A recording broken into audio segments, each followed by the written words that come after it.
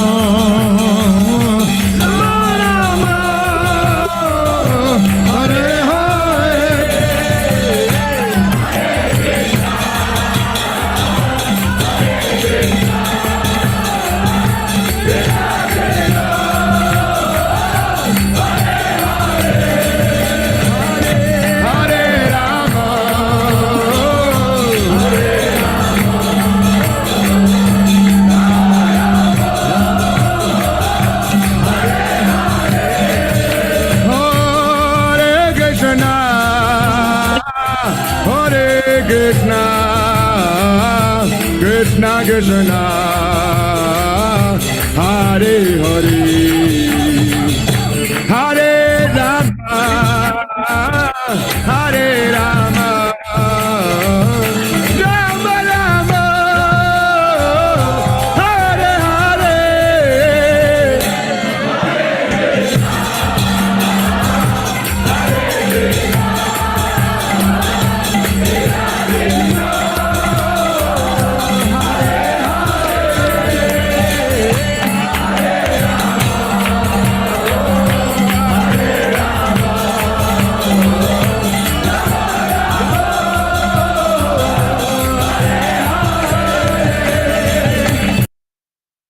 Hare Krishna devotees, please accept my humble obeisances. All glory to Srila Prabhupada. Welcome to Bodhi's Morning Bhagavatam class.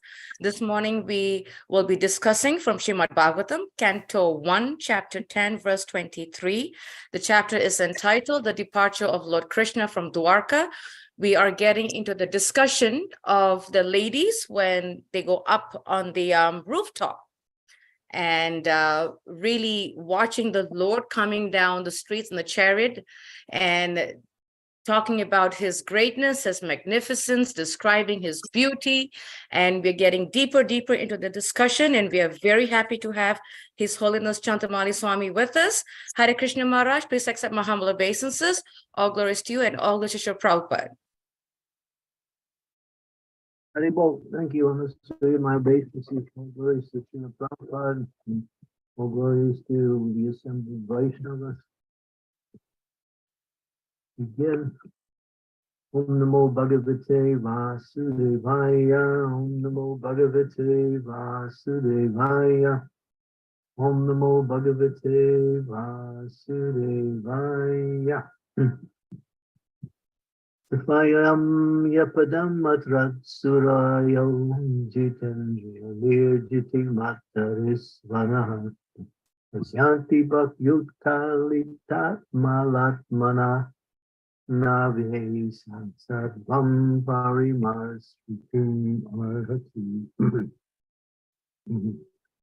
Translation.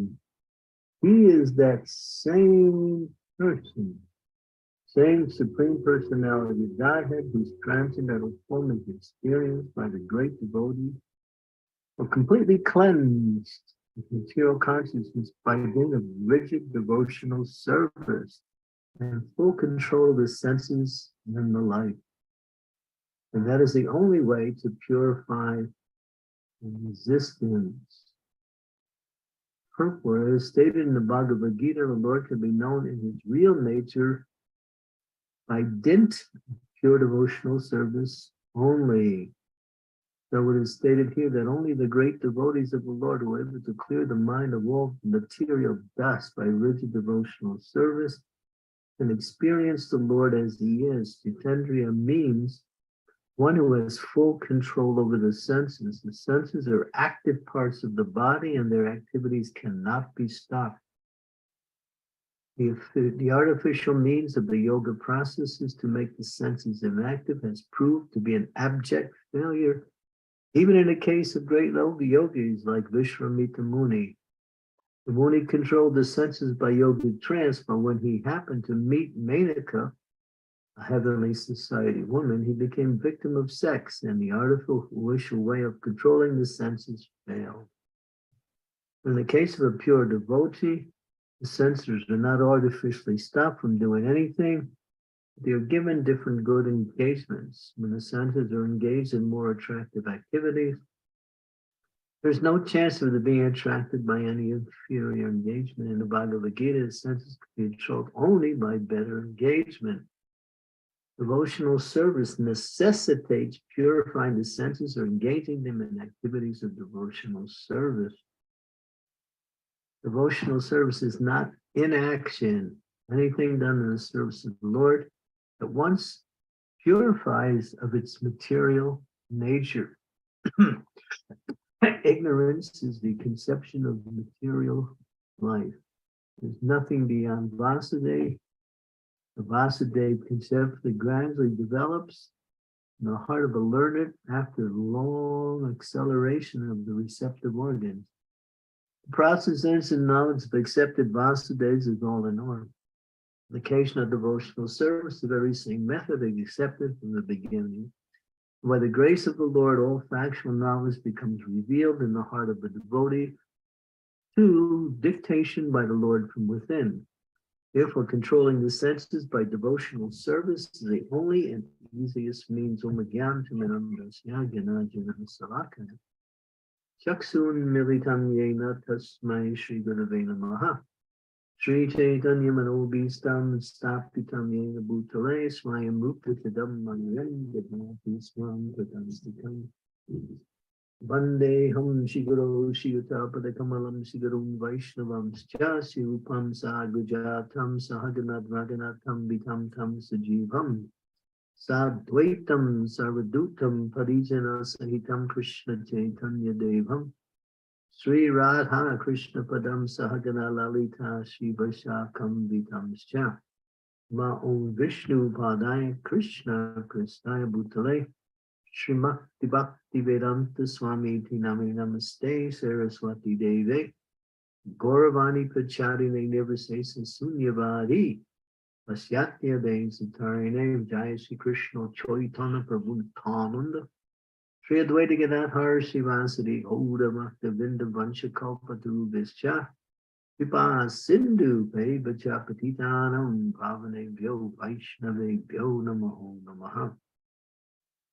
Hare Krishna, Krishna Krishna, Hare Hare, Hare Ram, Ram, Hare Hare. So there's a class of people, some of them are known as Gyanis, yogis.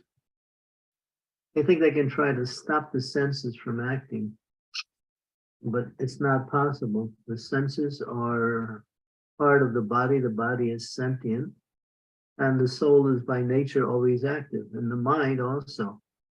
So there's no question of stopping, there's question of directing the senses in the mind towards that type of activity that elevates one's consciousness rather than degrades the consciousness. We have the example here, Vishwamitra Muni. He was a yogi, very accomplished yogi, powerful yogi, performing tremendous austerities. He would sit in the wintertime up to his neck in ice cold water and meditate. In the summertime, he would sit in the midst of 7 fires. He'd sit in the middle and with the blazing sun overhead, and he would meditate. But when he heard the tinkling of the ankle bells of Menaka, he was gone. Because where is his focus? Austerity can only elevate your consciousness. It can't give you a footing in any place unless you direct the austerity towards a higher realm. His austerity was simply to gain position or gain power in the world. And by austerities, you can gain power and position, but that doesn't mean you're not a victim or not a potential victim of the workings of the material energy.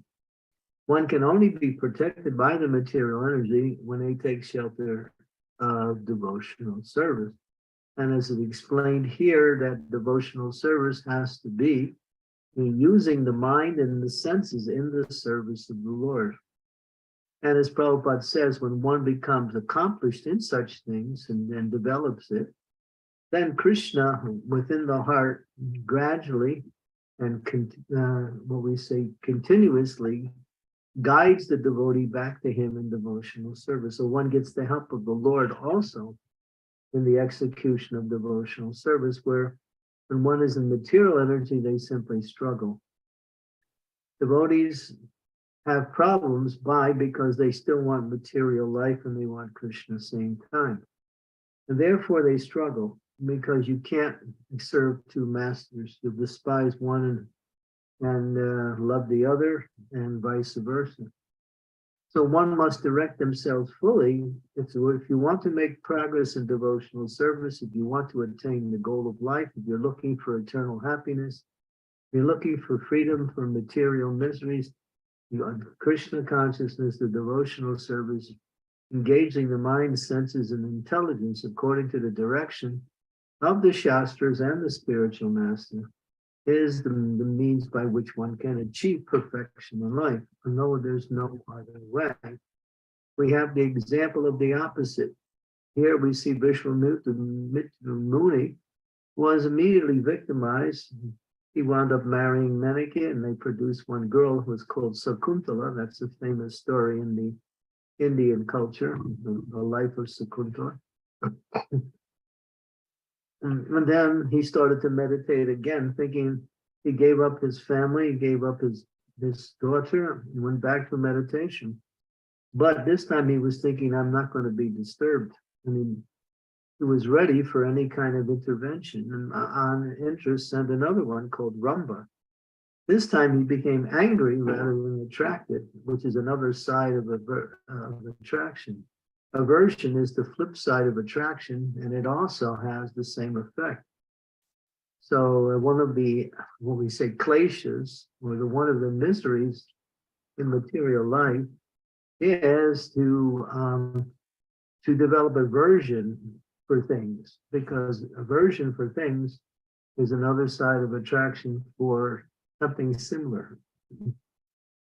So one has to go above attachment and aversion to what is called equanimity, or what we call equal balance of mind. And that can only be done by Krishna consciousness when one focuses their attention. We have the example of Srila Haridas Thakur. He was approached in the early evening hours by a very attractive prostitute who was the best prostitute in the whole area where he was staying. She had been commissioned by the governor to make Haridas fall down. And she was prepared to use all of her feminine charm to accomplish her goal. But Srila Haridas Thakur was absorbed in chanting the holy names of the Lord, and he postponed any of her advances by saying, I have to chant my rounds. So when I finish chanting my rounds, I will satisfy you. So please just be patient. But he never finished his rounds. And for 3 days, he kept chanting. And after the third day, she also became purified simply by listening to the pure devotees chanting. She was highly equipped to attract anyone. But here we have a person who was absorbed in the chanting of the holy names of the Lord, he's not the slightest bit disturbed by such attractions. So this is the difference between a devotee and a non-devotee. A non-devotee wants to avoid something, but they can't. They can only avoid something by becoming averse to it. And when they become averse to it, they still are open for attractions and something of the same nature. So aversion is one of the kleshas, or what you call it. Sometimes it comes from previous lives, and sometimes it comes from the early part of our conditioning in this present life. We develop aversions. That is one of the what is called the it's called one of the simplest symptoms of the false ego is the symptom of ignorance. So when one is absorbed in chanting the holy names or engaged in devotional service, one is above the three modes of material nature. Therefore, material energy cannot touch one. One is protected by the process of devotional service, and one is gaining more and more advancement towards the goal of life, which is to develop one's love for Krishna.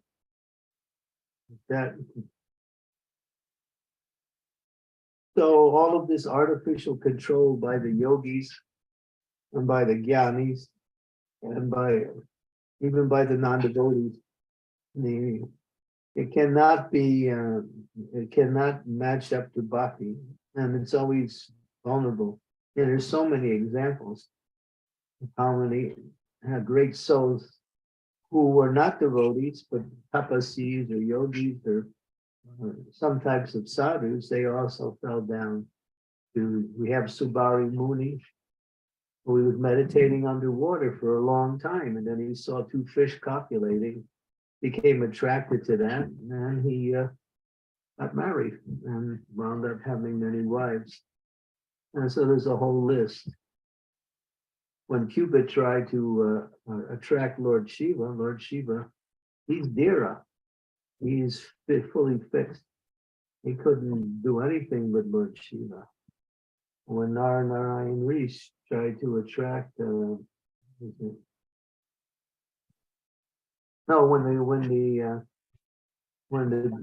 the Indra sent the damsels of heaven to attract Narayan Rishi, he was an incarnation of the Supreme Personality of Godhead. And he exhibited more beautiful girls from his own body just to show that he's not attracted to any of these things.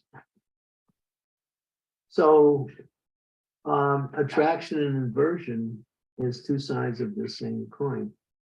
So one has to very carefully develop their attraction for Krishna through the process of bhakti. That is the only way one can avoid being trapped by the material energy. No matter, we have a class of yogis, they like to go to holy places, or what we say distant mountains, and perform meditations in these very secluded caves in the mountains where there's no one else around. But still their minds are drifting towards material sense gratification. Unless one engages in devotional service, which awakens the higher taste in the heart of the practitioner, and one is always vulnerable to the attacks of the material energy.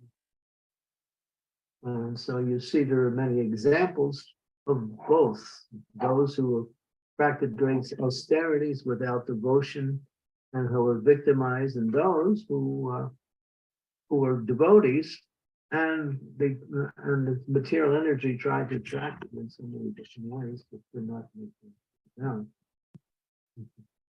Yeah, many examples like that. So here, he is that person, and they're glorifying him simply by experiencing his transcendental form in devotional service. One can develop complete and full control of the senses and the mind, and that way one's life is purified. in the present material society, we have created so many opportunities to get a distraction away from devotional service. We call it the age of distraction. There's more and more things to think about, to worry about, to get involved in. There's more things to buy, there's more places to go. It's all overwhelming when you think about it. The devotee has no interest in it because they're fixed. They're situated at Krishna's lotus feet. Even if they don't have complete perfection, if they're seriously trying to engage in devotional service, and Krishna within the heart will give them the knowledge they need to execute their service, and also will protect them from the allurements of the material energy. We see that many times, that when devotees find themselves in very tempting situations created by the material energy, devotees are not disturbed. Like when we go out on Sankirtan, we see all the people running around, some of them doing all kinds of things that shouldn't be done in public. And there are so many,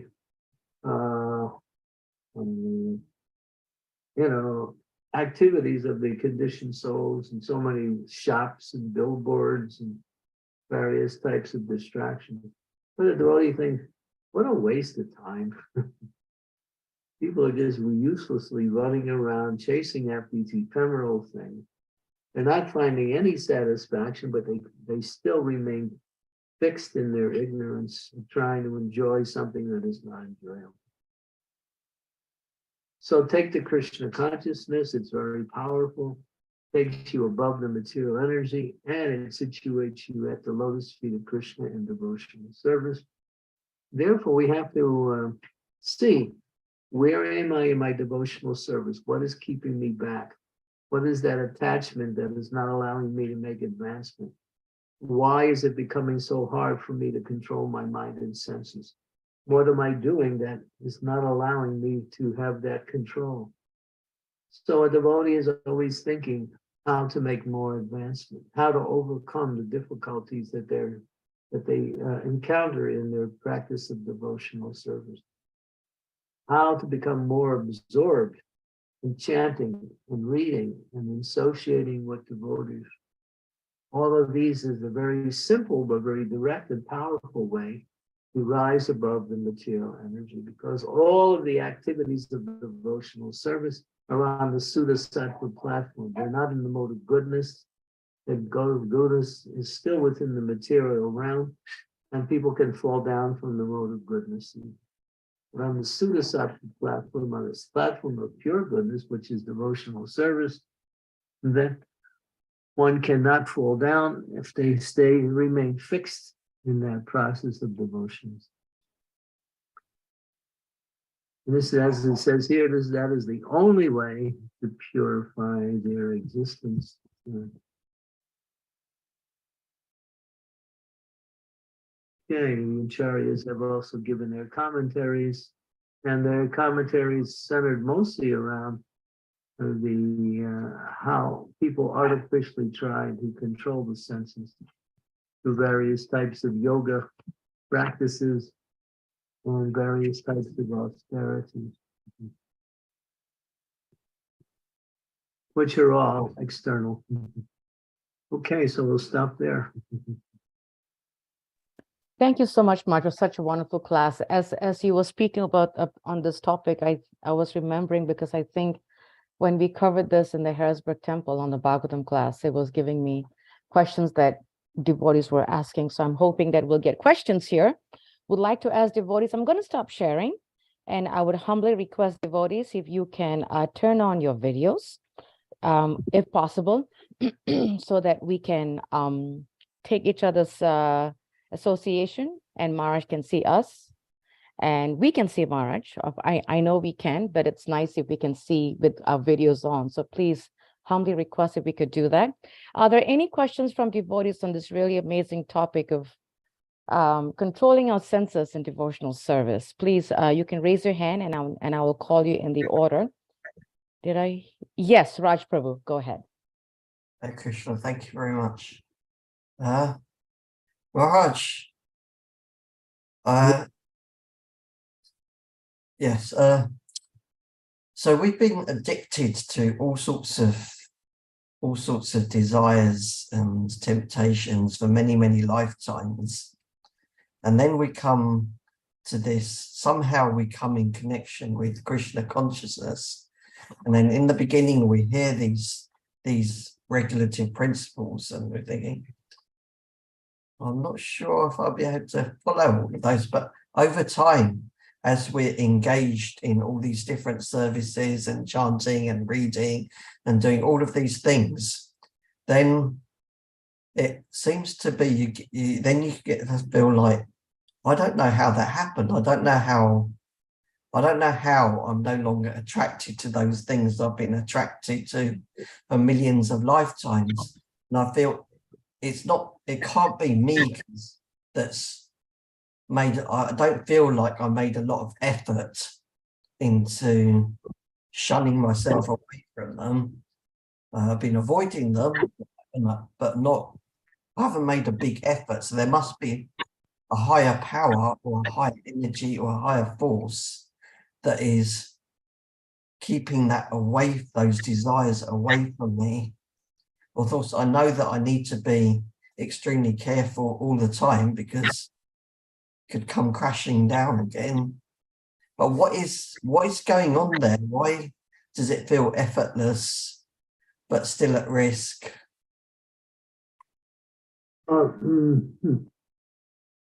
The essence of your question is, why does it feel effortless? Yes. Why is it feels like I feel effortless, but I'm no longer interested in all of those things that I was addicted to. Well, there's something you were once attached and addicted to, and now somehow you've overcome that. Is that and then now it seems easy. I don't want to sound like that I've got into any high status, because I know that I haven't. I know that I've still got a very, very, very long way to go. But I feel that even though I've got such a massive journey ahead of me, why is it that I feel like I have no interest in all of these things, you know, the four regulative principles? I've no interest in those. Sign of advancement. The sign of advancement. As you associate with devotees, you develop faith. As you develop faith, then you increase your activities of devotional service. As you increase that activity of devotional service, you become more and more eager to associate with devotees. As you do that, then you gradually start to associate with advanced devotees.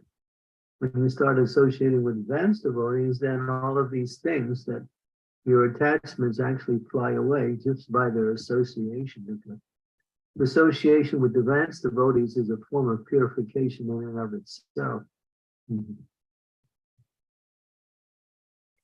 So that is the energy force, the association of these advanced devotees. Yeah.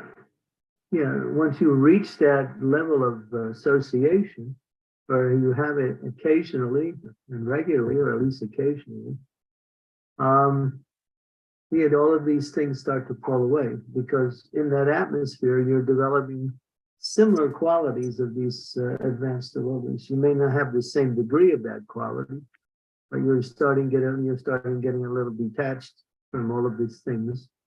But at the same time, you're starting to feel more attracted to activities of devotional service. So yeah, everything centers around association. That's the most important thing. Thank you, Maharaj. Without association, we can't make any advancement in Krishna consciousness. Forget it. Two kinds of associations, one with advanced devotees and one with like-minded devotees. Like-minded devotees means people we make friends with and associate with. And advanced devotees is a general type of association that is purifying simply by the associations, provided we're in the mood of learning, we're in the mood of service.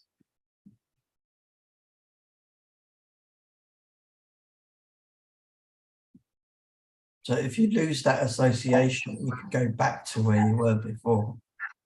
Yeah, association is everything. People, devotees don't understand that. How powerful and how elevating, how purifying association with devotees is. It's the essence of how we develop Krishna consciousness, because everything evolves around that. That's why Adau Sada Sadhu Sangha Bhajana Kriya. First comes faith, faith brings you into association, and through association, this is the second stage. You start to get inclined to the activities of devotional service, and you develop some attraction for it. That increases your faith. Through that faith, then you start to continue in your association. Then you come in contact with devotees who are more advanced as you associate, and then you become inspired to make devotional service your life's goal. It's all centered around association. Thank you very much, Maharaj.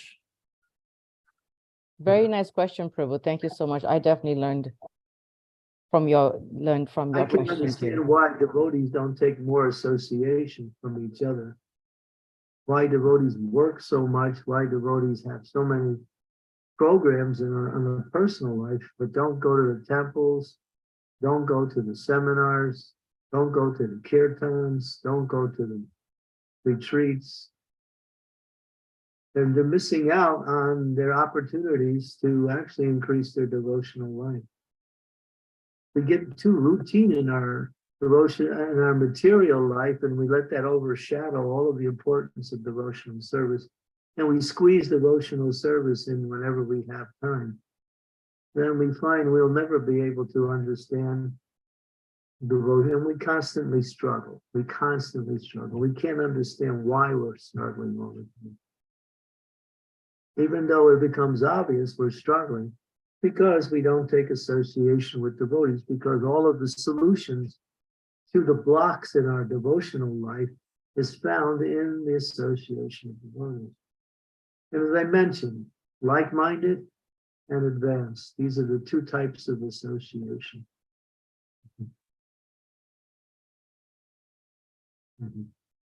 Maharaj, you just answered a question of mine that I had in your sharing. Thank you so much. I was trying to make the notes of it, but I'm going to play it back and write down your answer verbatim. Thank you so much, Maharaj. Really helped a lot. Yeah, we're not ghost anandis or like sadhus sitting in our rooms by ourselves. We look forward to and we're eager for association. Because Maharaj, like you mentioned, I come across the situation where people try to fit in. They have a little opening and they say, okay, I can do some service. I got like a half an hour opening. And then they wonder why their life is so messed up still. And you just said it. Yeah, devotional service is not like when you try to fit Krishna in, you think he's going to allow you to fit him in whenever you want to fit him in. You have to, he's a person, and he knows exactly what is your motivation. Oh, if I got time for Krishna, I'll squeeze him in here and there. I'll turn him on when I want, and I'll turn him off when I want. That's not devotional service. Thank you so much, Maharaj. I really have to hear this answer again, but when I play it back, it's so amazing. Thank you. Silpesh Prabhu, I'm sorry I took your time, Prabhu. Go ahead. Hare Krishna Maharaj, please accept the obeisances. All glories to Srila Prabhupada. When you talk about devotional service, if we're not necessarily able to serve the temple, but we are attending sanghas like this one online, we're chanting at home, we're reading, we're spending most of our time in that sense. Does that still constitute devotional service? Yeah, but if you really want to understand devotional service, you have to purify oneself from all of these attachments we have. We can't do that unless we associate with devotees on a regular basis. Not possible. We may get a little advancement or a little protection from the material energy by by doing our programs in a more isolated way. But we really want to accelerate the process and increase one's happiness in Krishna consciousness. It's sadhu sangha. Therefore, our temples are always, or our yatras are always full of activities. You're fortunate if you live in London, because London has unlimited amounts of programs going on constantly. It's one of the more vibrant yatras in the world. We can find programs going on every day of the week somewhere in the greater London area. So we want that, sadhu sangha, sadhu sangha. It's the essence of that practice. And as I mentioned, two kinds: with advanced devotees, hearing from them and looking for opportunities to serve them. And for people on an equal level, you make friends, people who have similar mindsets in you, where you can talk, share Krishna consciousness, and assist each other. And so we need that. I mean, the thing is, the whole principle of life is based on relationships. So we're trying to minimize our material relationships and increase our spiritual relationships. If we're minimizing our material relationships, but not increasing our spiritual relationships, we won't be happy, because happiness comes by relationships. Quality relationships. That's what Krishna consciousness is all about. Connect us with Krishna. Connect us with Krishna's devotees. When these things are connected, you're connected with the process.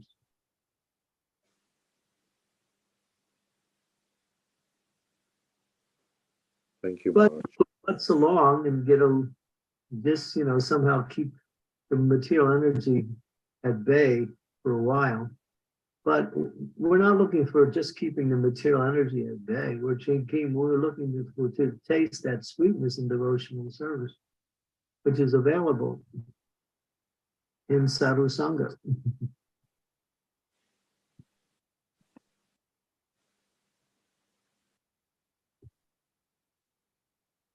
Thank you, Maharaj. So the physical association with devotees is very, very important, because the world seems online at the moment, but the physical association is more important, more powerful. Yeah, that's why we have temples. Prabhupada said, I started these temples so devotees could associate with each other.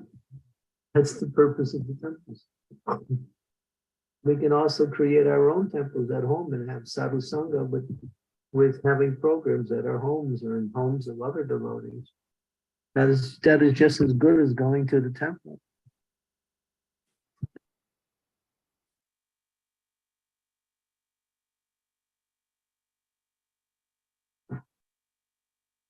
Very nice question, Prabhu. Thank you so much. Mother Scarlett, and then I'll go to the chat questions. Go ahead, Scarlett, Prabhu. Hare Krishna, and thank you very much for today's class. We hear so many times from different faith and religion and spiritual group that things happen, bad things happen, and there are those who has been active very much in many years in their faith, in their belief.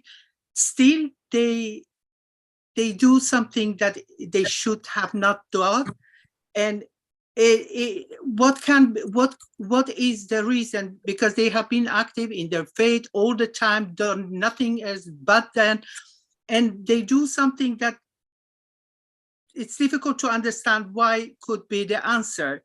Is it because they don't do it right, or what can be answer that they do bad things still, even though that they are being active in their belief, in their spirituality, and so on and so on? When you want to get clean, you go into the shower.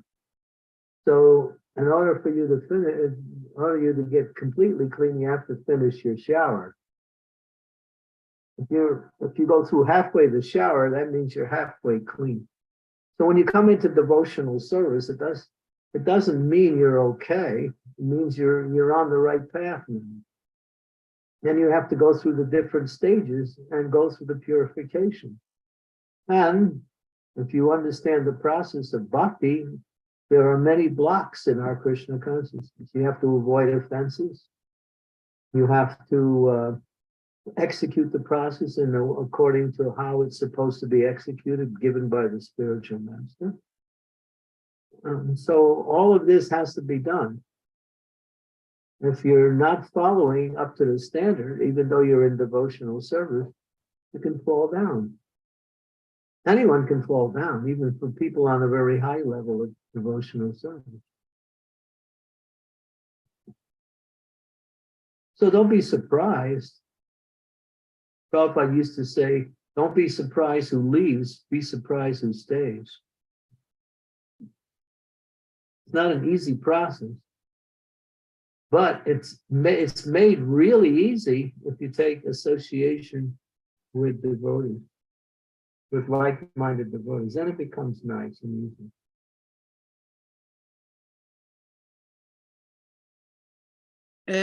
What I meant was those who sit in higher position in that spiritual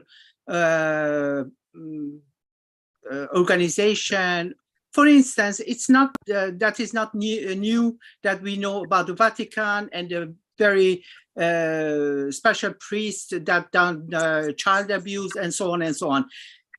It's not possible to say the child was seducing this priest and the priest done it because Wait. Your questions are not really phrased properly. You should have to learn how to phrase your questions. And first of all, position does not necessarily indicate advancement. It can, but not necessarily. Who is advanced and who is not. So I told you, try to listen to my answer. The answer is the process is a step-by-step process to the higher stages. Anyone can fall down.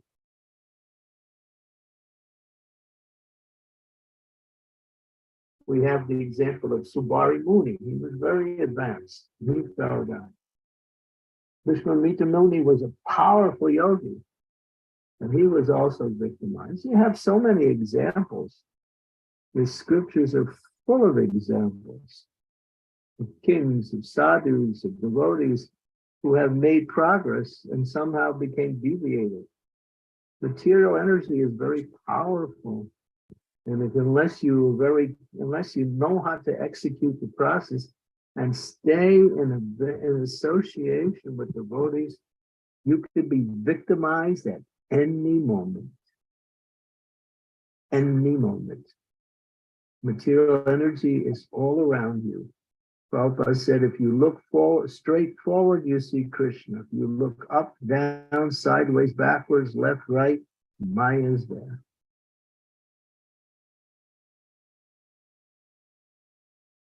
So I'm giving you the formula how to avoid these things. That is regular association with devotees, chanting your rounds, reading the books, discussing the books with other devotees, and whatever capacity you can do a little devotional service accordingly. thank you. Okay. Thank you, Marge. There's a question here from Bishop. I'm sorry, Marge. Preeti Shuri had her hand up. Yes, I just wanted to take this question before him because this devotee had it early and I didn't want to ignore him. If that's okay with you, Marge. Yeah. Okay.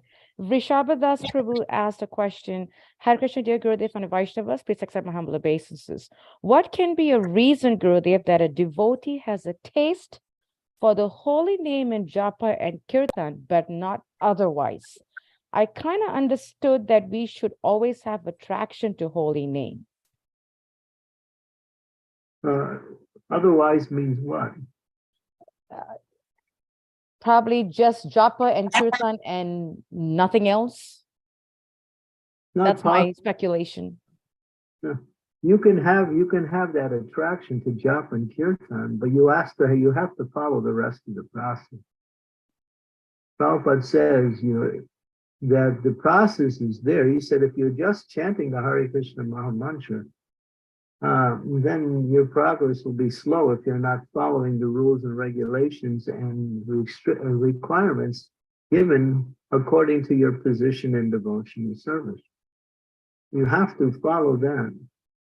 Prabhupada's example was, if you are chanting Hare Krishna and not following the rest, then you're cooking with smoke. It'll take you 300 years to finish your food. And there is, what is called a cheating process where people just think, well, the holy name is everything, so let me just chant, I won't do anything else. But your mind will not be fixed. Your mind will wander everywhere. And then you'll start thinking about sense gratification. After some time, you'll give it up. So, yeah, the chanting is the essence. It is the process. But that only when one reaches the stage of pure devotion can they just chant and not do anything else. We can't imitate Haridas Thakur. We're not on that level. Or people who are, on that same level. We have to follow the process. The 5 potent forms of devotional service were given by Lord Chaitanya Mahaprabhu to Rupa Goswami. Rupa Goswami is our Abhidayacharya. He teaches the science of bhakti. He explains those five potent forms of devotional service. And they are chanting the holy names, regular hearing and reading of Srimad Bhagavatam daily, worshiping the form of the Lord in his deity form, associating with and serving devotees, and living in a holy place such as Mathura or Vrindavan. So these 5 potent forms of devotional service bring about quick progress in devotional service. And you see, all 5 of them are necessary. Living in a holy place means either living in a temple or living somewhere else. Of course, if you can't live in a temple because of your material situation, you can at least visit the temple regularly, take the association of devotees, see the deity, offer some prayers to the deity, offer some gifts to the deity, look for opportunities to do service. I can't tell you what to do. If you don't have any attraction for devotional service, then anything I say is just like bouncing off the wall. You have to develop the attraction for devotional service. In the beginning, we follow rules and regulations so we can get an attraction. That's what rules and regulations are for, to get us off the material platform. So we develop an attraction for devotional service. But if we just stay on a mechanical way of doing devotional service, we can go on for a little while, but it won't sustain unless we develop that attraction. And that attraction comes from hearing and chanting the glories of the Lord in the association of devotees. The process is given. Those of you who come to my seminar, our seminar in America this year, Madhurya Candramauli, that particular seminar, Madhurya Candramauli, was given by Vishwanath Chakravarti Thakur and inspired by Srila Rupa Goswami. It's the science of bhakti with all of the details, what to avoid, what to accept. So I encourage as many devotees to come to that seminar as possible in the US, of course.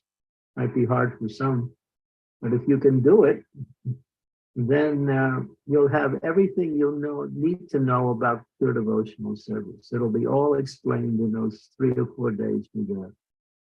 It's a very interesting science, and it's a very exact science, and it's a very purifying science. So we should take an interest in bhakti as we take an interest in things in this world also.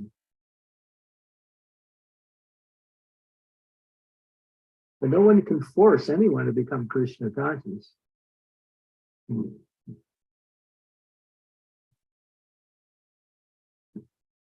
Thank you, Maharaj. Prem Kishori, please. Hi Go Krishna ahead. Guru Maharaj. Thank you, Madana Suya. Please accept my humble obeisances. August to Prabhupada, August to you.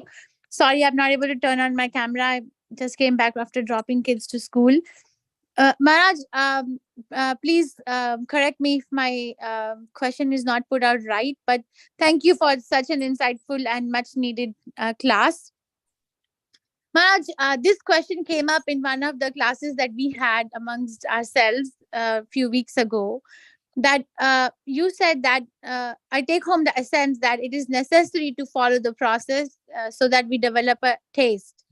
But we see differences in the scriptures of different personalities that they are following the process, but the development of taste is not happening. For example, the question was pertaining to the austerity of Dhruva Maharaj. He was a young child and he went to the forest, and in 6 months he was able to take the darshan of the Lord because of his severe austerities. And then on the other side, we have the example of Vishwamitra Muni, who was also trying to meditate on the Paramatma feature. He was, as far I understand, he was not an impersonalist. But then we see that one anklet bell was enough to agitate. So they're both following the same process. So what is it that we have to keep in mind? Of course, Vishwamitra Muni eventually became the spiritual master of Lord Ramachandra, so he's not a small person. But what is it that I need to learn? That they both are following the same process, but the product is not the same at the same time, if I'm saying it right. Well, yeah, there is some differences in between those two. Then when you compare those two, Dhruva wanted the Lord, but he was a karma mishra bhakta. He wasn't a pure devotee. He wanted the Lord for material gain. But what made him successful was not his austerities, not his determination, was that somehow or other he got the blessings of Narada Muni. Because he got the blessings of Narada Muni, and also because his austerities were causing the whole universal arrangement to be thrown out of whack. The demigod said to the Lord, you have to go and do something about your devotee. He's just, he's causing so much problems with his austerities. Our planets are shaking. I mean, his austerities were so powerful, but his desire was to get a kingdom better than his father, his grandfather, and even Lord Brahma. He wanted a big material benediction. So he wasn't a pure devotee. And the Lord wasn't going to appear to him. But he did, because of the demigods that came and said, he's ruining the whole situation.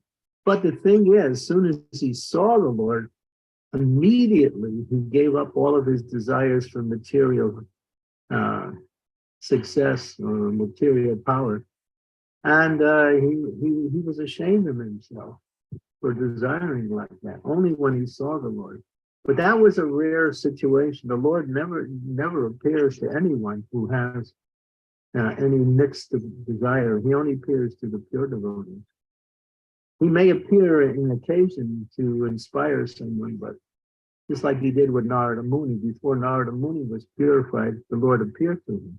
But he told him, you're only going to see me once in this lifetime because you are not pure. And then the Lord disappeared. And then Narada just felt completely lost. And then went on to purify himself. And at the end of life, he took birth in the next life as Sri Narada Muni. Now we have these different examples, but Vishwamitra Muni, he wasn't looking after the Lord. He was looking for material power. He wanted to become a Brahmana. He thought Brahma Tejas was better than Kshatriya Tejas, which was where he was. And so he simply wanted to get more power, that's all. So he wasn't even looking towards the Lord. He was simply looking towards more power. But Dhruva aimed his material desires towards the Lord. So that was a little different. Although he was still mixed in his desires. So you'll see different people endeavoring in different ways, but you have to understand what is their goal. And that's why we say, when you're practicing devotional service, what do you want? Do you want good health? Do you want material success? Do you want peace of mind? Do you want freedom from material miseries? What do you want? Do you want liberation? Or do you want Krishna? You have to define your goal. You may not know the goal at the beginning, but as you execute the process, you start to understand through the process, what am I actually trying to achieve? And then you have to decide, am I simply looking for liberation, freedom from all material miseries, and a nice position in a higher planets? Or do I actually want love of God? Or do I want to be successful in this world and be a devotee at the same time? Paramamishra Bhakta. Oh, thank you very much. Thank you. Yeah, you have to define what you want. Of course, it takes time before you can actually come to that stage of actually defining your goal, but that has to come at least on the stage of Nishta, when you become fixed in devotional service. What do I want? Thank you, Maharaj. That's a question mark in the chat from Supriya. She said, Maharaj, is it okay to combine some philosophy from other religion? For example, in Buddhism, they have mentioned rules for intention, speech, action, etc. There are some, okay, I jumped too quickly. Krishna, help me. Sorry, Maharaj. There are some meditations as well. Is it okay to practice these as well while doing devotional service? I find those techniques and philosophy very useful personally. Well, you'll find the same things in our books if you just read. Prabhupada describes the different qualities in the first 3 verses of the 16th chapter, and explains the qualities of a devotee, and it gives details. I mean, our books are full of qualities and the definitions of those different qualities. When you hear it from other traditions, they may also explain the execution of these things in a different way. And a lot of them, because, Buddhists are basically atheists. They have no clear conception of God. So their goal is these qualities, not God himself. They're what we call, they're moralists, very highly elevated moralists. And they use meditation, prayer, and cultivation of good qualities as their execution of their sadhana. But we develop, this says, Yashyasti Bhakti Bhagavati Akinchana Guna Sarvasatesura Parava Bhaktos Mahaguna Mano Ratena Sato Dayato Bahi. That all the good qualities that come from the demigods, such as religion, what is the 3? He mentioned three good qualities there, are automatically manifested in the body of a Lord who's engaged, in the body of a devotee who's engaged in devotional service. And then the verse goes on to explain that the non-devotees don't have any good qualities, although they may present these good qualities in different ways. Because their motivation for these qualities is based on an egoistic desire to enjoy the material world. Therefore, it has nothing to do with bhakti, many of them. So if you're looking for good qualities and an explanation, they're all in Prabhupada's books. You can just read the books. You'll find them in the Bhagavatam. And you'll find Satsarup Maharaj has done a book, Vaishnava qualities. There's books that indicate different types of qualities. In the 13th chapter of the Bhagavad Gita, verses 8 through 12, Krishna mentions the 20 qualities of knowledge, tolerance, humility, pridelessness. So all of these different qualities are mentioned with explanations. So best to stay chaste to the tradition, because you'll find the language may also be different, and you may also become confused when you try to practice two things at once. So we have the same good qualities that they're practicing, we're also practicing too, through the process of bhakti. So I wouldn't recommend you do that. Find everything you can in Srila Prabhupada's books, they're all here.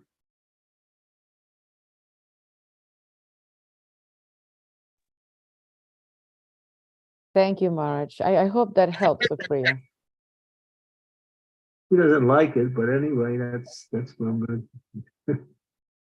If you want to stay chaste to the principles of bhakti and to the principles of the cyclic succession, to find everything that you think that we've left something out, did Prabhupada leave something out, did the acharyas overlook that part? No, these good qualities are very much a part of bhakti. And they're explained extensively, and I use that word with emphasis, in Srimad Bhagavatam.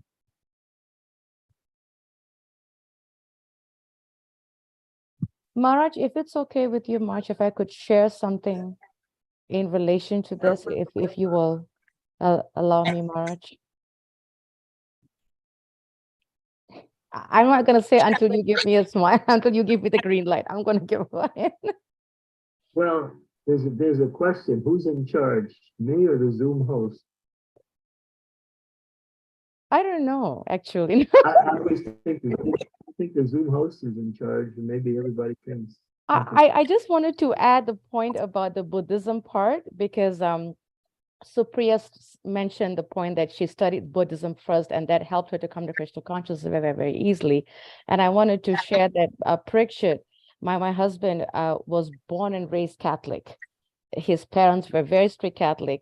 And when he came to the US, he went on his journey from every Christian denomination that existed in America. You name it. He went through all that. And from that, he went to Buddhism.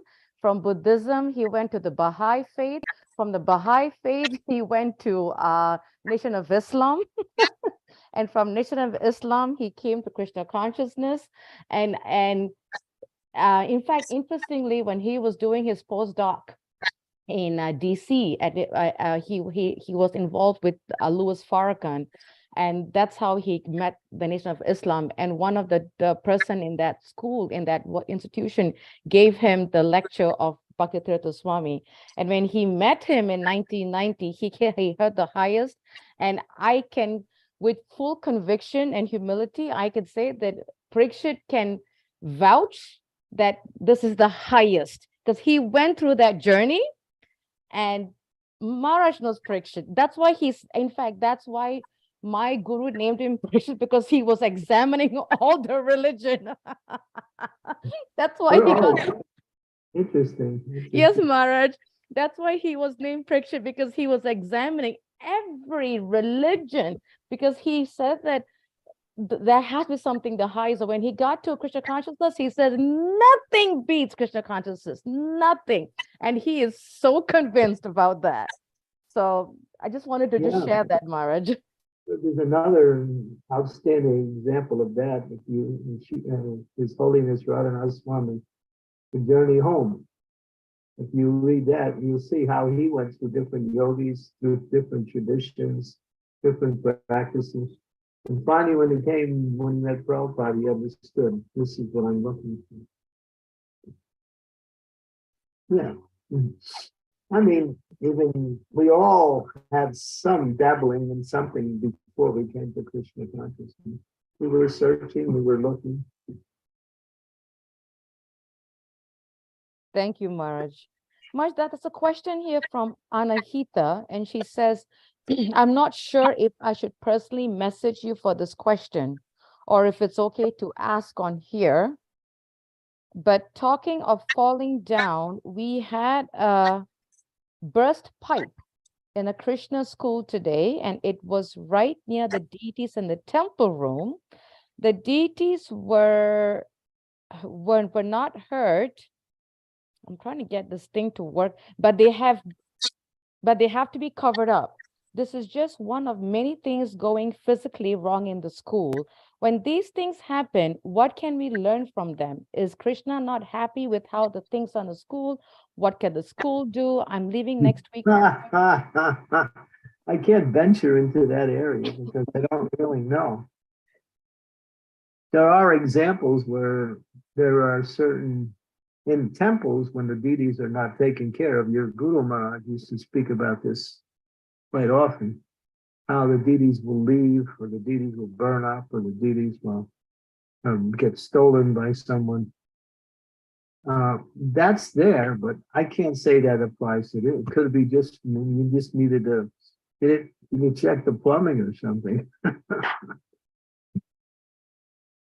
If we just go on with our activities and don't maintain our buildings, then these things may also happen. So I can't say. I mean, it's obviously, it's just a speculation. So I would say if you want the answer, you talk it over with all of the people that were there or involved with that, and see if you can come up with some understanding. Thank you so much, Maharaj. I'm trying to see if I missed any questions here. No, I did not. Are there any? Oh, sorry, Mother Scarlett. I apologize. I'm sorry. Because you named about succession, Krishna says something about that in Bhagavad Gita 4:2. Can I please ask to understand this better? What does it mean? Well, because even if I read it, still I have difficulty to understand if it means that it happened then and now it's not, or Bhagavad Gita 4:2. Well, let me see. Maharaj, would you like me to share the verse here, Maharaj? I can do that. I have a Gita in front of me. Okay, Maharaj. 4:2. So okay, so it says in 4:2. What does it say? The supreme Decision was received through the chain of the saintly kings understood in their own way. In due course of time, succession was broken. Therefore, the science, as it is, appears to be lost. So Krishna is speaking to Arjuna that he has come again to reestablish the reciprocal succession, because it was broken and was lost in time.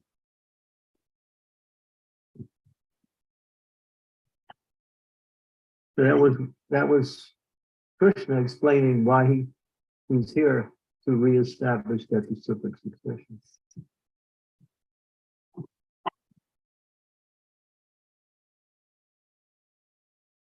Okay. Thank you. Okay. Thank you so much, Maharaj. We had some really nice questions from devotees on this really amazing topic of devotional service and controlling the senses. Would like to ask devotees if yes, Raj Prabhu. Krishna, thank you. Maharaj, sometimes we see that there are so many programs going on. There are so many books to read. There are so many people that we can take association of. There are so many different service opportunities available. And sometimes we get a bit lost in, should I do this, that, or the other? And is there anything that we should think about, or should we just get on and do something?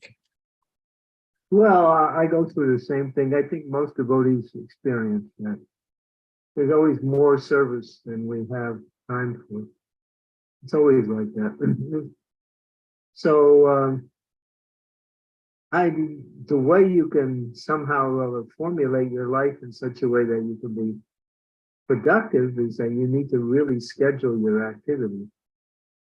Each day, before you start your activities, have a working idea how that schedule is going to go throughout the day.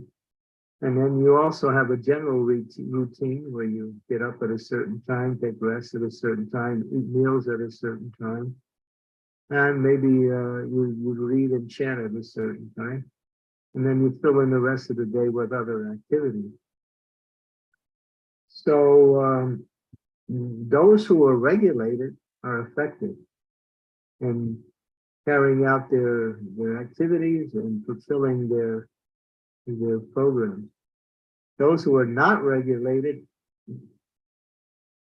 they don't do very much because they're on the mental platform. They just do when they want, whenever they want. That's a formula for frustration and confusion and lack of productivity. Mostly. Prabhupada was highly regulated. Study the life of Prabhupada. Even when he traveled, wherever he landed, at the time he landed, he would resume his schedule according to the local time. Very regular. So that's why he was able to do so much. Super regulated. Thank you, Maharaj. Yes, Sridevi Prabhu, go ahead.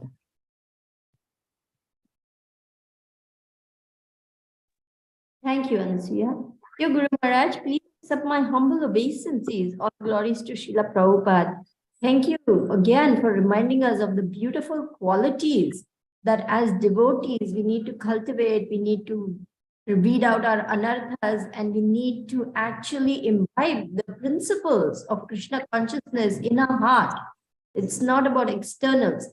So on the question of association, the major association that I get with my with devotees is right here in this Zoom class. This is the major association I'm getting. That's one. The second time I get some association is my morning program at the temple, where there's the, Guru Puja, there's Kirtan, there's greeting of the deities, there's Srimad Bhagavatam, and you're in a big group of devotees, huge group of devotees. You're just one over there. I mean, I don't know whether that would count as association, but doing activities of devotional service together, that's the second. And the third is when I am helping devotees one-on-one when they come home and they want to discuss some things and I'm trying to help. So is that considered associating with devotees, or is that not good enough? Which one? All three, or one of them? No, all three. All three. Obviously, when you go into a temple, that is automatically association. You're in the spiritual atmosphere. What is the activities in the temple? Worship of the Lord and performing of the different activities according to the schedule. That is supreme association. Oh, I'm very thankful to hear that, Guru Maharaj. Thank you. Really thankful to hear that, because I didn't know it meant that I have to talk one-on-one with devotees and ask them something, whether that's... So doing devotional service activities together is association. Yeah.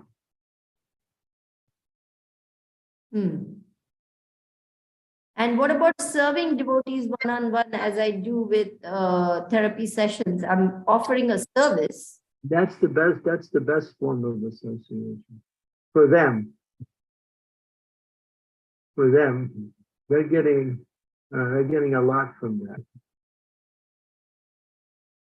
Bhaktisiddhanta Saraswati says, the person who gives one-on-one time with a person is more important than the platform speaker. He uses those words. And so those who give class, they speak in general, that's nice. But you could be more effective in the lives of others on a one-to-one basis. Okay. So that is also considered association when you're serving them, when you're giving them a service. Yeah. Okay. Thank you. Very reassuring, Guru Maharaj. I'm thankful to know that. Really thankful to know that. Thank you so much. I think you know that. You just wanted to ask for the benefit of everybody. No, Guru Maharaj. Honestly, I worry about my spiritual life. I worry about the quality of, my services and whether I'm even doing things right. I didn't ask. I really asked because for my own edification, for my own understanding. Thank you. Thank you very much. There's an old saying, and the karmis use, are we having fun yet? That means if you have to ask yourself if you're having fun, that means you're not.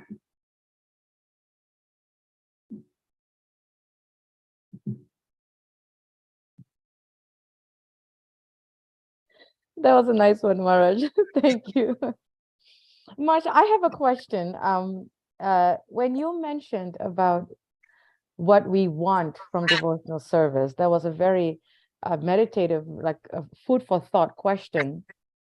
And my question is, if one says, I'm doing devotional service because I want the Lord to reciprocate with me in my needs, like I came across a situation last year with someone that said that, we did the service many years ago and we got a job. Now, if we do it again, then we'll get a better house, So if one has that kind of consciousness of what they want from devotional service, Marge, what will be the strength of their spiritual growth, or what will be the results, or will it be beneficial? If I'm clear, like what will come out of it?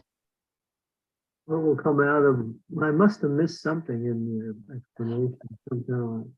If one wants material gain from performing devotional service, Yeah, will the Lord reciprocate? that's karma mishra bhakti, or may even be just karma yoga. That's why the Krishna in the Bhagavad Gita explains in the very beginning chapters what is karma yoga, in the middle chapters what is bhakti yoga, in the last chapters what is jnana yoga.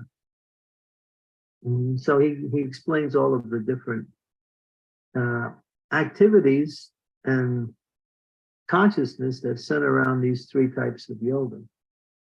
But he ultimately emphasizes very strongly bhakti as the supreme yoga and the most desirable form of practice. Because only by bhakti can you attract Krishna. And how can we help someone who's on that level, Marge? I'm doing this because I want this. And how can we help them, or can we help them to get to the level of bhakti? Well, the activities of bhakti might help them. They chant, read, and associate with devotees, go to the temple, go to the programs. And pretty much you have to expose people to the activities and let them get a taste for it through the exposure. And Maharaj, I'm sorry. When you try to explain things in a philosophical way or a practical way, people will listen, but they can't really understand it unless they actually make a qualitative change in their activities. So you just push them like that, Prabhupada said.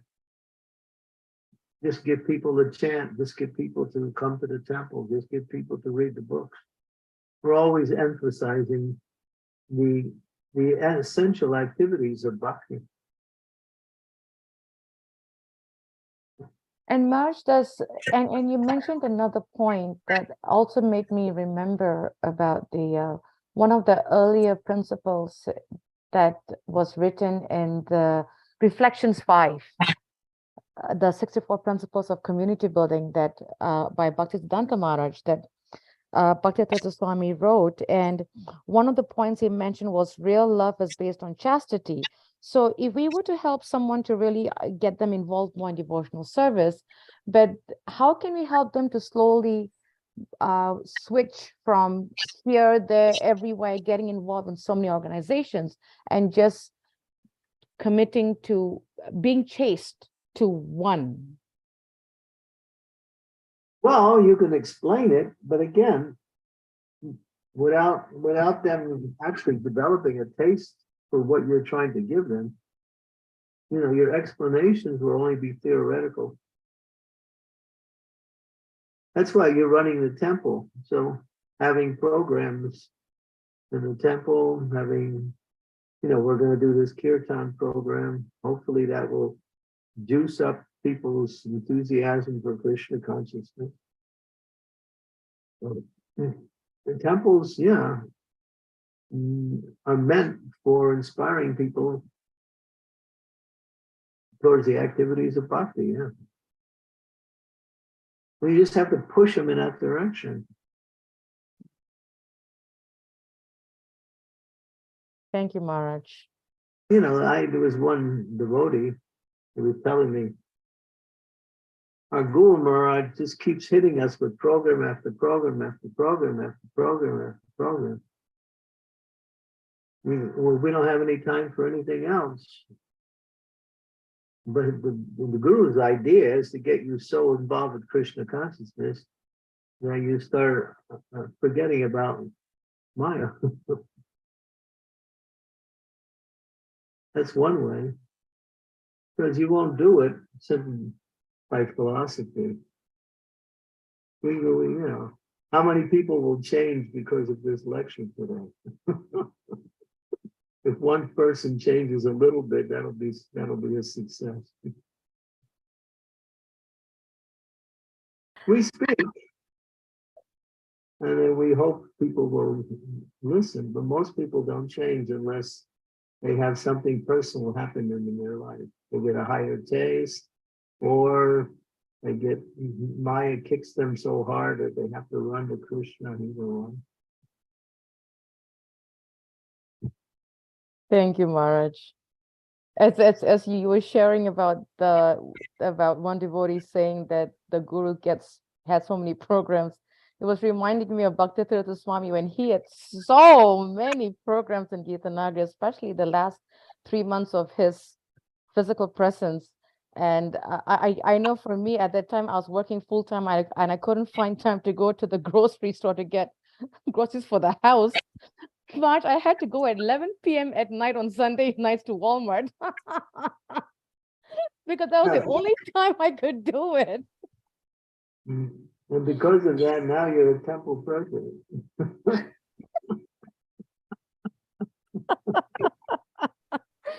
Let's see look at the results. Yeah, we'll give you so much Krishna that you can't think of anything else. Please bless me and pray for me, Marge. I definitely need a lot of help in the service. I tried the same thing, but my disciples they don't listen to me. They just do what they want. Shri Devi is showing us face, Maharaj. We are in trouble. I'm in trouble. They just do what they want, yeah.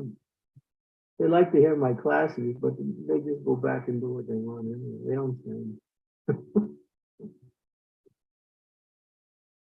Guru Maharaj, really? We don't listen to you. None of us listen to you, right? Yeah, nobody changes. I don't see any change. Maybe somebody changes a little bit, but I really have to look hard to find it. But we still preach because there's other people coming on who may be more interested Yeah, we're lazy. I tell Our everyone, anarthas are so deep and our conditioning is so bad that we are trying. It's not like we don't want to listen. We are trying, but our yeah, mine is conditioning is very bad. it's like, for instance, I say every year, plan on going to the retreat every year. And so I give you one year advance notice. And so this, you can plan them 1 year ahead of time, there will be a retreat. And then when it comes time to come, well, I gotta do this, I gotta go here, I gotta do this, I gotta do that, I gotta do this, I gotta do that. So what can I do? Well, that's just about the only thing I actually save up money, travel, and come for. That's about the only thing I can do. Yeah, that's you're good. You're good. Marge, I think I created a problem here, Marge. I opened a can of worms. I am so sorry, Maharaj. Please forgive me. That was not my intention. I'm begging everybody's forgiveness. Please forgive me. I No, didn't want to do that. I just I needed a chance to tell my disciples how lazy they are, basically. Spiritually lazy. Materially quite adept, but spiritually lazy.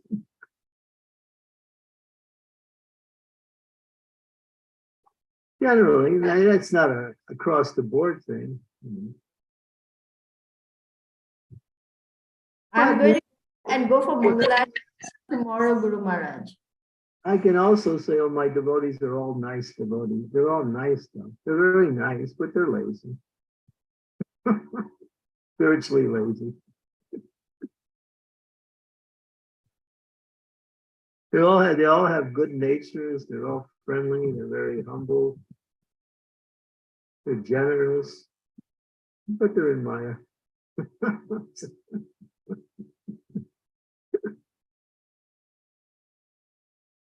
I can, that is definitely a fact that I have to also see where Maya's getting into me, make me not complacent. If you're not feeling happy in devotional service, then you better do a check. Because devotional service is a platform of happiness. I remember back in 2000 or 2001 March, that's a class that Bhaktivedanta Swami gave in Gitanagari, where he said that, and he spoke very strong, like really, really strong. And he said that if we don't change, he said, and he was telling us, that the disciples, because at the time we were very lazy, he said, we were like stagnant is the word he used. And he said, if we don't change, Krishna will create a situation that will force us to change. And I remember those words. Yeah, you either get forced or you do voluntarily. It's more fun when you do it voluntarily.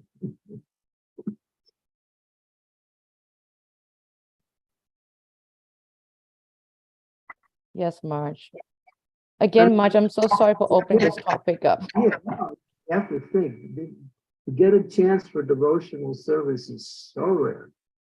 So rare. Because it's the ultimate perfection of the highest truth in spiritual existence. To associate with and to develop love for Supreme Personality of Godhead. It doesn't come, even the opportunity doesn't come from millions of lives. So when you get that opportunity, you have to understand how rare it is just to have the opportunity. And what to speak of those who actually take advantage of it, even those who have the opportunity, very few actually take advantage of it.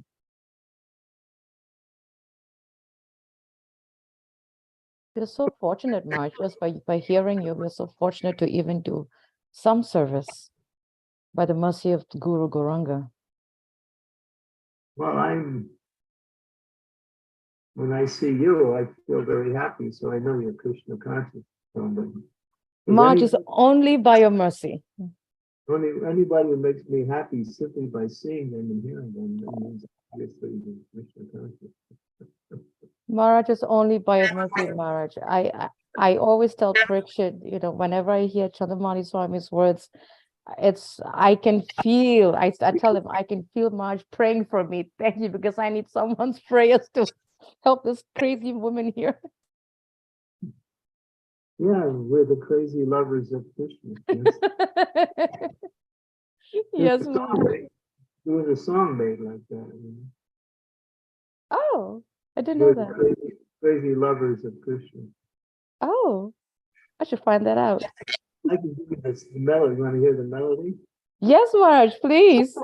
It's really funky. We're the crazy lovers of. We're the crazy lovers of.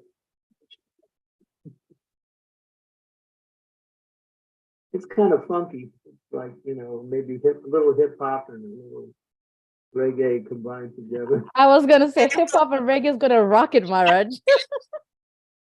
It doesn't matter, whatever way it comes. Wow. But devotees, I mean, to get the opportunity for devotional services, oh man, why waste time with other things?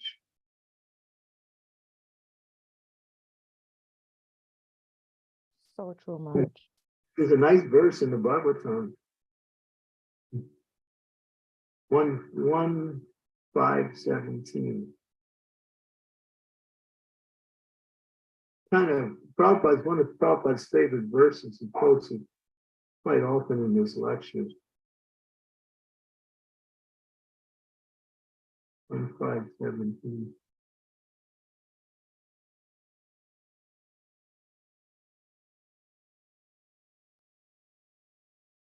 Is this it, Maharaj? One who has Yeah.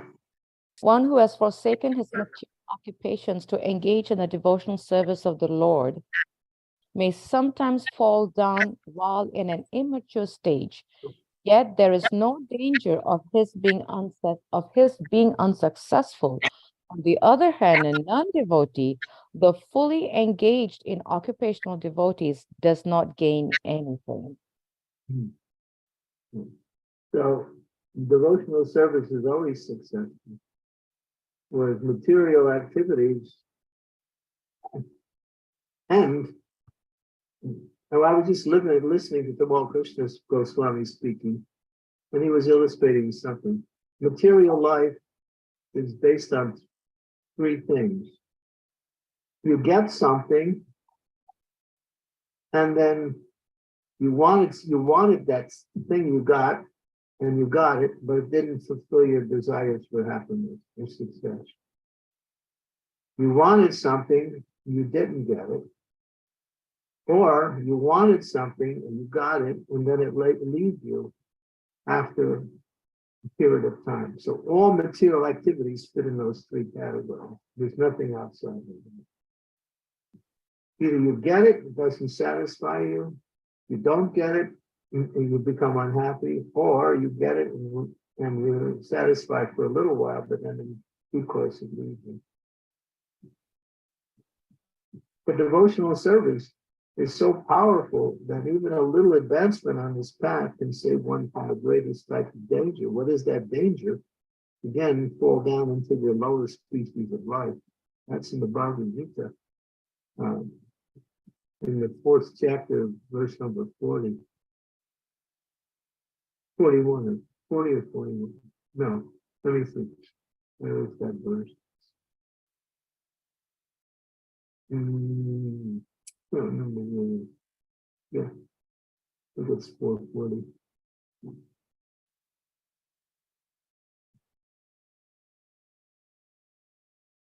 And so, yeah, devotional service is auspicious. And if you read Nectar of Devotion, devotional service is rare. It's very rare, extremely rare. And to get the opportunity to meet a pure devotee of the Lord, engage in devotional service, is like the supreme benediction that anyone can possibly receive. So take advantage of it. Don't have $1 million and keep it in your closet and don't spend it.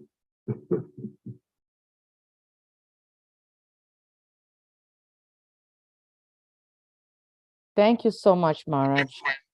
Maharaj, it's I don't know if it's close to your lunchtime. I know I always ask that. I apologize. But would you like to end with a round of chanting, Maharaj? If not, it's all right, Maharaj. I'm trying to, but my assistant there is waiting for me to take lunch. Oh, okay, Maharaj. Then we can end the class. If you have an appointment, we completely understand, Maharaj. We're just No, grateful. we can do a quick round. I can't Okay. pass. I have to secure my beads. All right, Maharaj. Please forgive me. I have an appointment, so I have to go. I'm so sorry. Please forgive me. All right. Hare Krishna. Thank you. Hare Krishna.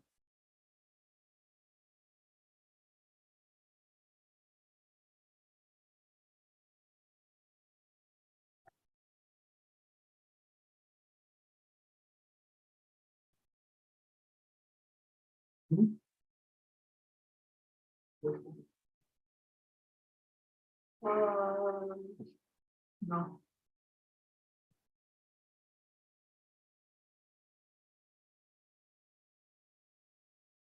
Jai Shri Krishna Chaitanya Prabhu Nityananda Sri Advaita Gadadhara Srivasadi Gaura Bhaktivinoda Hare Krishna Krishna Krishna Hare Hare Hare Rama Rama Rama Hare Hare Hare Krishna Krishna Krishna Hare Hare Hare Rama Rama Rama Hare Hare Hare Krishna Krishna Krishna Hare Hare Hare Rama Rama Rama Hare Hare Hare Krishna Krishna Krishna Hare Hare Hare Rama Rama Hare Hare Krishna Krishna Hare Hare Hare Rama Hare Hare Hare Krishna Krishna Krishna Hare Hare Hare Rama Hare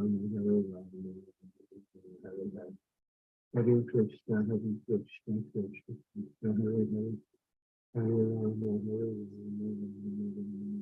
Hare Hare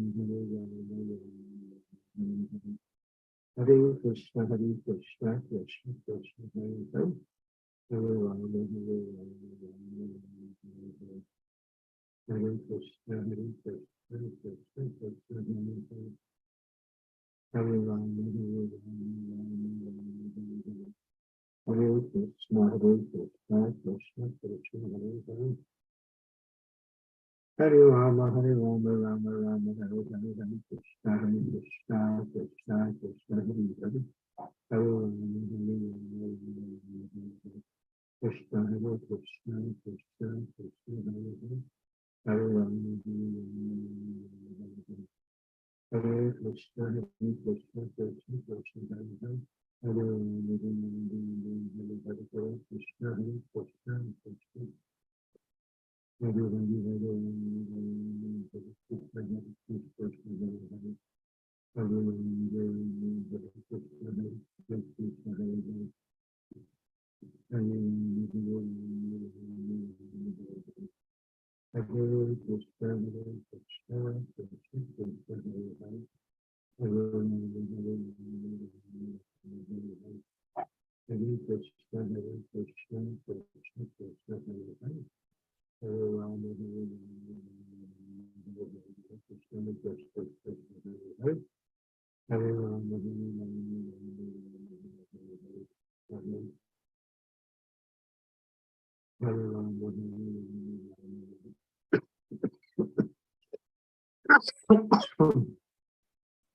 Krishna, Hare Krishna,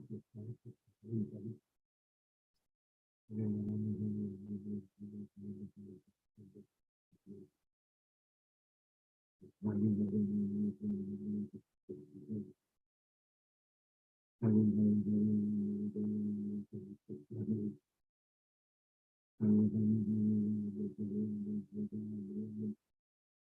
Yes, yes, Krishna Krishna,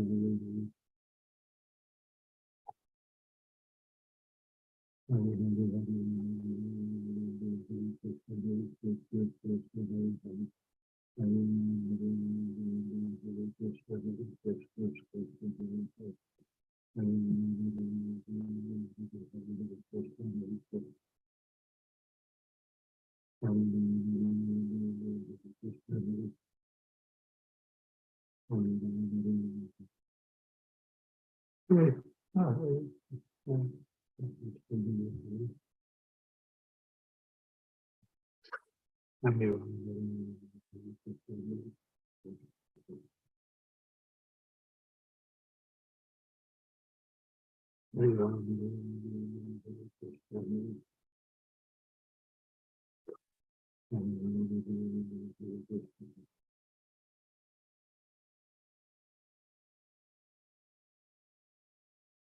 Krishna, Hare Krishna, Krishna Krishna, Hare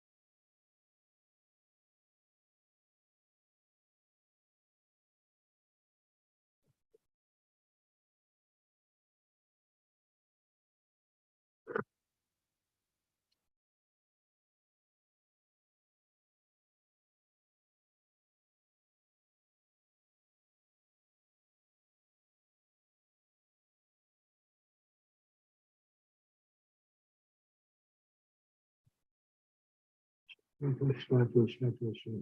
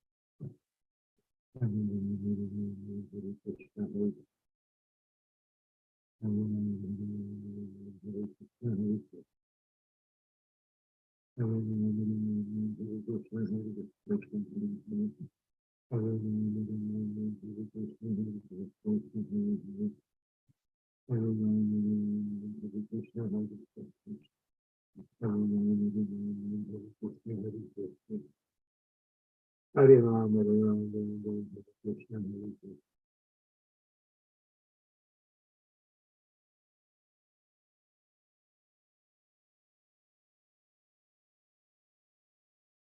Hare Krishna, Hare Krishna,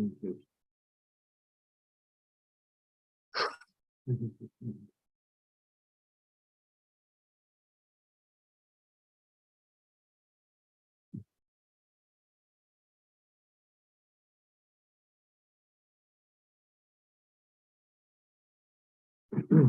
Jai Shri Krishna, Chaitanya Prabhu Nityananda, Shri Advaita Gadadhara, Shri Vasa, Vasa,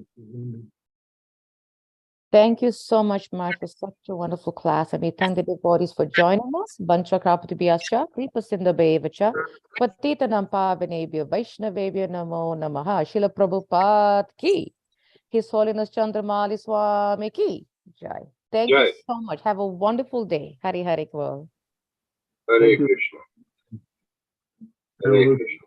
We'll see you on Thursday. Huh? Yes, Maharaj. Looking forward to that, Maharaj. Thank you so much. Can you just repeat the verse for me? Yes, Maharaj. I can give you the verse. I'm going to pull up this thing. You want 115 something. Yes, Maharaj. It's 1:15. Today, today is Tuesday. I think it's 15 or 16. I'm going to confirm right now, Maharaj. I'm just trying to see that I get you the right verse. Okay, there it is. It is 1:15:15, Maharaj. 15, 15. Okay, we got it. Yes. Thank you. Thank you, Maharaj. Hare Krishna. Hari Bol, Maharaj. Hare Krishna Maharaj. Thank you very much. Hare Krishna. Hare Krishna. Hare Thank you, Krishna sir. Maharaj. Thank you. Hare Krishna. Thank you, sorry. So far, so fast. And Bhakti. Hare Krishna.